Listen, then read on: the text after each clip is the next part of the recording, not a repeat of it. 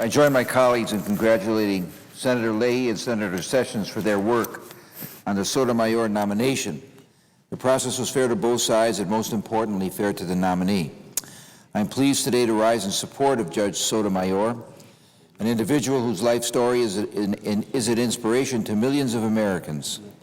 A child of immigrants with modest means, Judge Sotomayor has risen by dint of exemplary academic accomplishment and hard work to the cusp of confirmation to our nation's highest court. But Judge Sotomayor is much more than just a story of accomplishment. She has shown herself to be a judge truly worthy of elevation to the Supreme Court. Both on the bench and before this committee, Judge Sotomayor has proved that she has the necessary character, competence, and integrity to serve on the Supreme Court. Her distinguished 17-year record on the bench demonstrates a commitment to fair and impartial application of the law and respect for the values which make up our Constitution. At her hearing, Judge Sotomayor assured us that she will listen with an open mind to all sides of an argument, and that she will be mindful of the very real impact her decisions will have on each and every American. She pledged fidelity to the Constitution and to the court's precedent, as well as a responsibility to cautiously review precedent when justice requires. As we conclude the Senate's action on Judge Sotomayor's nomination this week, I believe we need to reflect upon the role that confirmation hearings play in the Senate's duty to advise and consent. While I have no reservations about my support for Judge Sotomayor, I share the concerns expressed by many Americans, legal commentators, and others on the Judiciary Committee about our committee's ability to have candid and substantive conversations with nominees about the issues Americans care about. We all know that the confirmation process is crucial.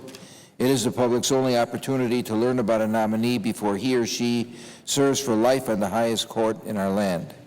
But for many years now, we have seen a familiar pattern from nominees, Democratic and Republican alike, who have learned that the path of least resistance is to limit their responses and cautiously cloak them in generalities. Understandably, nominees don't want to risk their confirmation by saying anything that might provoke potential opponents.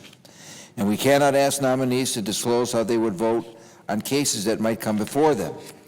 But it is reasonable for us to ask them to speak more openly about past Supreme Court decisions and how they would decide cases that are close calls, what reasoning they would use, and what factors they would consider. The concerns I raised do not reflect any personal criticism about Judge Sotomayor. I think she responded to our committee's questions with great intellect and sincerity, and that she has rightly earned bipartisan praise. However, going forward, I hope that together we can explore ways to achieve the great candor that the confirmation process demands and deserves. For example, we could convene a bipartisan group of Judiciary Committee members, members of the bar, constitutional scholars, and perhaps even members of the media who have experience following the court and our hearings to help us determine what specific questions we can and should expect substantive answers about.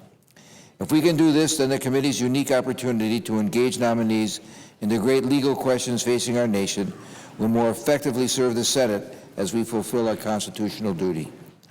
In the meantime, I commend President Obama for nominating Judge Sotomayor, a woman of great ability who has demonstrated an enduring commitment to public service and to the law.